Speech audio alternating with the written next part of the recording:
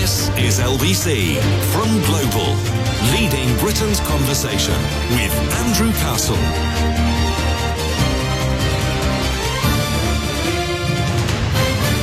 Dan Kidby is with me from Animal Rebellion. In fact, he's co-founder. Dan, good morning. Once again, we're continuing to take calls. We've got one from Jeremy, a new caller, in fact, from Bury St Edmunds in Suffolk, rural location. And that's the way you make your living, isn't it? In a very rural way. What do you do, Jeremy? Morning.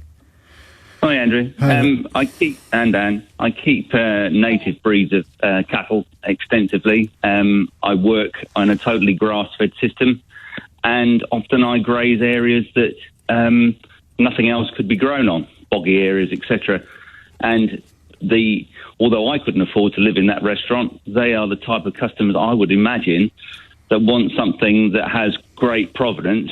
And I quite query why Animal Rebellion, same thing, why Animal Rebellion would be specifically giving out misinformation on that type of red meat rather than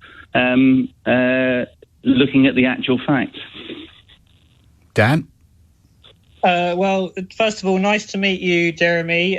It's always a pleasure to speak to a farmer. It's something which I personally put a lot of energy into in trying to go out and speak to animal farmers, because I recognise that, we're often, it's quite polarised subject between us, but, it's important that we come together and talk about these things. So thank you so much for calling in today. So in terms of like what you're saying about the kind of grass-fed animals that you're rearing, so it's actually counterintuitive, but those are actually more unsustainable and more destructive than your typical kind of intensively farmed animal. And the reason being is because of land use. This is like the core environmental metric that we rarely talk about, which is that how much land is being taken up and what is the opportunity cost for that land? What else could it be used for? Like you said, you won't be able to grow food on that land that you're grazing animals, but what we could do is we could be restoring forest ecosystems. We could be using that land for wildlife to thrive in, so that the forest come back and carbon can be drawn down. Wow.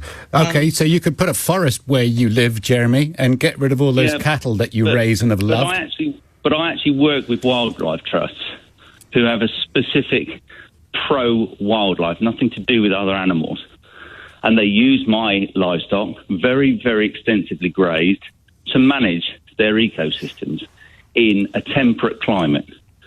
Now, most of the time, a forest will not necessarily sequester any more carbon than grassland. So again, misinformation. If you look at some Professor Alan Savory, who talks about pastoral farming, which, don't forget, many in Africa actually practice, that's what they do. They don't have any environmentalists, they don't have any professors lecturing them. That's what they do. They actually conserve and prevent desertification across the globe. The grass that's growing, whether it goes through an animal or not, actually still sequesters carbon. The methane that is emitted is no different from whether it goes through an animal or not, and it's in a perfect 10-year cycle. It goes back and it works with nature. That's what's been happening ever since your beloved system in America of going more and more growing avocados or whatever you're going to do to supplant a meat-based diet. Those American bison were doing a good job before they went. And the final point is there are less and less cattle in the UK compared with there were previously. So how can you argue that that's causing climate change compared with all the other biggies that you are not talking about? If you want to have an ethical argument about don't kill animals, I can understand your viewpoint, Dan, because you don't want to kill animals. I don't particularly want to kill animals, but as an ethical farmer, my place is to give my animals their best environment, working with their specific needs while they're under my care. When they go, some of them, when they go for meat rather than breeding, they will die. And I fully accept that. That's part of the overall cycle. Right, let's get a response to a few of those points. Dan?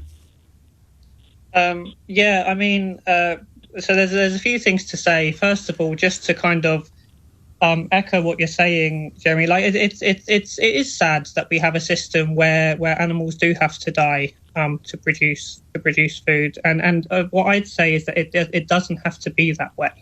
There is a different possibility for a future where we don't have to have slaughterhouses in existence. So I share with you the pain. Okay, so you've now named an agenda which is the real agenda. It's got nothing to do with the environment. There's no real agenda, Jeremy. It's impossible to care about more than one thing at the same time, I'd say to you. Can I just say, guys, I'm interested in that point, Jeremy. Hold on a second. I'm interested in that point about drawing carbon down and grasslands which your animals, Jeremy, are being fed on. It's not necessary to reduce. What was the point about that? It was about reducing carbon, wasn't it? And grasslands do the job as well as forests. I don't use any fertilizers. The grass grows in the summer. The cows eat it. They dung back on the ground. They're kept sufficiently extensively so there's enough winter keep for them, and it's a complete carbon cycle. Right. No, let's get Dan. Yeah, so there has actually been reviews on the scientific literature. So Alan Savory, the guy who we mentioned, actually has an advisory notice on the TED Talk that he did for misinformation because the science has been thoroughly debunked on this point. And the reason why is because, yes, there is sequestration happening, but there are also emissions being produced, for instance, methane, nitrous oxide, and that outweighs the actual sequestration. So it's not actually... Jeremy? Could I say one methane argument? Just spell out the methane argument, because you've not said it. Spell it out. What is it? Well, the methane argument, Jeremy, is that the largest cause of methane, and methane being the single most... not the single, one of the key... large contributors to climate. It's 76 times more powerful than carbon dioxide, has a very short life cycle as well. That it predominantly comes from animal agriculture. It predominantly comes from ruminant animals. And this is well documented and well known, and it's actually beginning to be discussed in the international. Are you saying it's not a complete cycle? What I'm saying is, Jeremy, is that the sequestration argument isn't correct. Come on, if you want to talk about methane, talk about it. What about all the American bison from the 1800s that were slaughtered? They were all ruminants. Look, Jeremy, the situation is very clear. The methane cycle is a 10-year cycle. I'm sorry if it's hard to hear, but the situation on methane is very clear. It's very complete cycle. It's a complete cycle. What I would like to do, though, is to focus on what I would like to focus on is the common ground that we have. Okay, Dan, can I ask, if you had your reserve with no animals on it, but it had all sorts of plants, at the end of the year when it dies back, does that produce methane, yes or no? So, Jeremy, what I'd like to say to you does it produce methane? No, that's a fair enough question. Answer it, Dan, if you can, if you don't mind. So I will answer that. So in 2019, the UN brought together the top climate scientists and the top biodiversity scientists. You're not answering the question, Dan. I'm sorry, but you're not being fair. You occupied a restaurant for publicity. You've stated a few things. You want to try and debunk what Alan Savory is doing. I'm asking you specifically about methane. You've now created your wonder reserves across the whole of the UK instead of building houses all over our wonderful countryside. I want to ask now, in the winter, about now, when it dies back, does it produce methane, yes or no?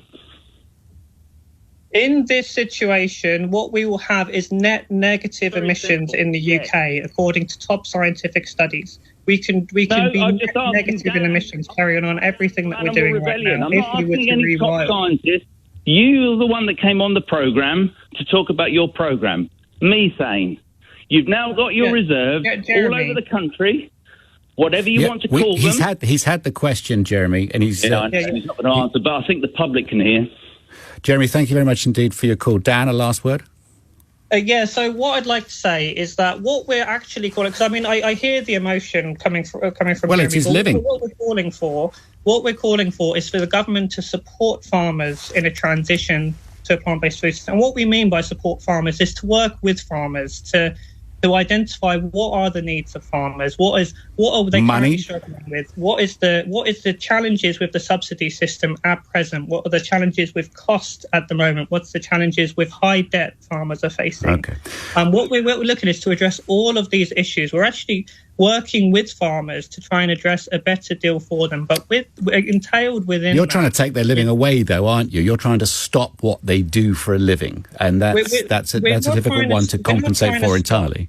We're trying to transition, just like just transitions happen all across society in relation to this climate emergency. All right. And yes, it entails a change. It does, and not everyone's going to like that. But for many farmers that I'm speaking to, they see opportunity in that.